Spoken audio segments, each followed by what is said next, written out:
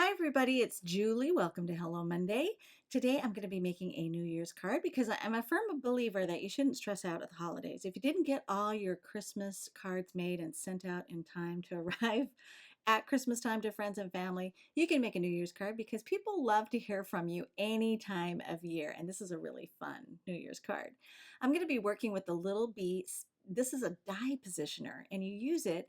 You peel off the acetate liner that's on the front, and it's got repositionable sticky on it, and it also has grid marks all over the place to help you line up your dies nice and perfectly and keep them in place. But for some reason, it occurred to me that, hey, I could use this to position my stamps, my clear stamps, and get them perfectly straight, and I can read everything the right way. So I'm using this temporarily to plan out my card design because it's got an A2 grid on there, and I left the acetate liner on there, so there's no sticky exposed. And then I removed whatever stamps I didn't want to be part of the card front because I'm going to be 3D mounting those later on. So I'm going to transfer all of this to my Fisker stamp press, but I love using this Little Bee die positioner for positioning my stamps and planning the layout on my card. It's awesome. So I'm going to keep that on my work surface at all times for this use. And now that I've got my stamps transferred to the Fisker stamp press, I prepped my paper with an anti-static pouch, and I also anchored it down to my work surface with some washi tape. And I'm going to go ahead, use Versamark ink to stamp everything because I want to do some gold embossing. Once I have that lined up where I want it on my card front, I'm kind of debating how I'm going to do this card, and I end up changing my mind midway through how I wanted to do my layout. So that's why you see me kind of futzing around with where I'm going to stamp that down.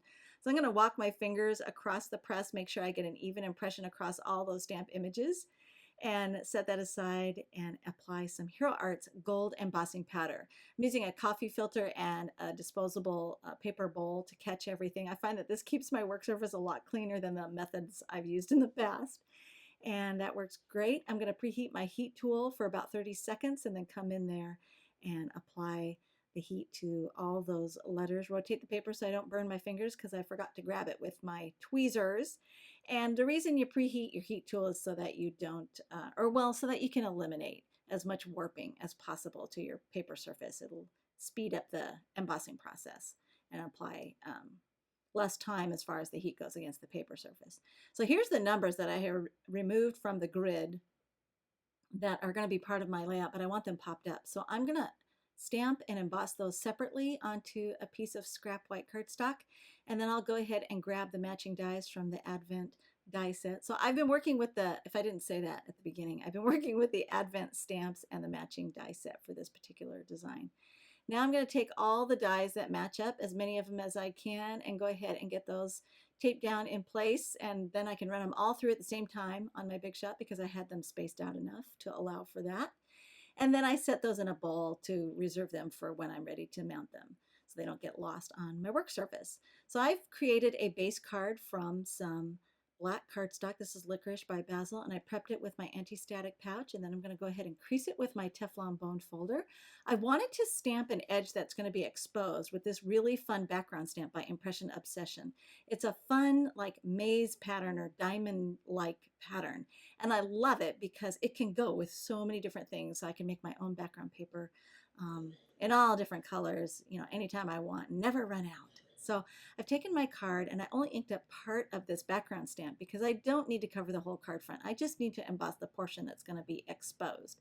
So I've got the fold line here pressed against that stamp that's been inked with Versamark, and then I can go ahead and apply more of that gold embossing powder by Hero Arts. I love this because it's a nice, shiny, bright, happy gold, and it actually embosses nice and smoothly. It just has a really great finish, so I really like that embossing powder.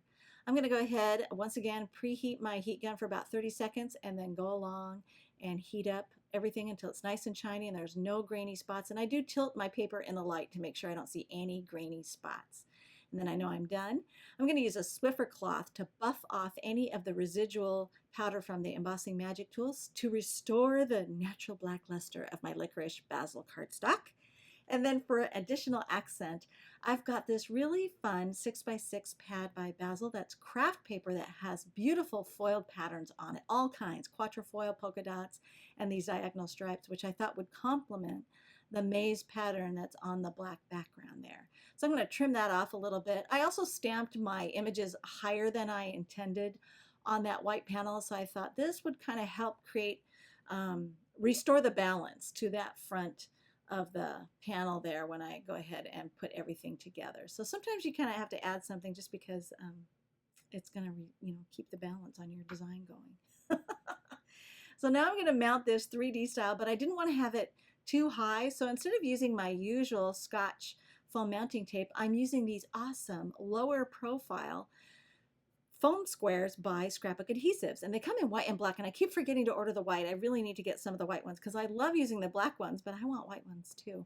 And this one comes with 2 different sizes. It's got the little tiny squares and then the larger squares. You can cut down whatever you need as you need it, but I thought these worked really great because I was going to have double layers of height on the card front. I didn't want to use my foam mounting tape because it is a little bit thicker and higher than these are. These are thin, and you can get the regular thickness of these Scrapbook Adhesive foam squares, or you can get the thin ones. So I really love these thin ones, and I've got to stock up on them because they're pretty handy when you want to have that 3-dimensional look, but you don't want to have quite as high a loft there. Now I decided that my champagne glasses needed a little bit of color to them for the champagne, so I'm using a Copic marker, but I am going to be very careful to not allow the Copic marker to go over the embossing lines. For some reason, there's something in the chemical composition of the alcohol markers that causes the embossing powder to get etched or eaten away, and it ruins all your beautiful embossing. So just be careful not to let that tip from the Copic marker touch your embossing. It's okay with clear embossing powder, it doesn't seem to have as a dramatic effect, but when you're using any other color of embossing powder, watch out for that. So now I'm going to take the Wink of Stella shimmery pen and apply that so that my champagne has some glimmer. I added a little bit of stickles for some champagne bubbles after the fact, and I thought it turned out cool. All the supplies are available at ellenhutson.com with still shots and details at the Classroom blog, and thanks for watching.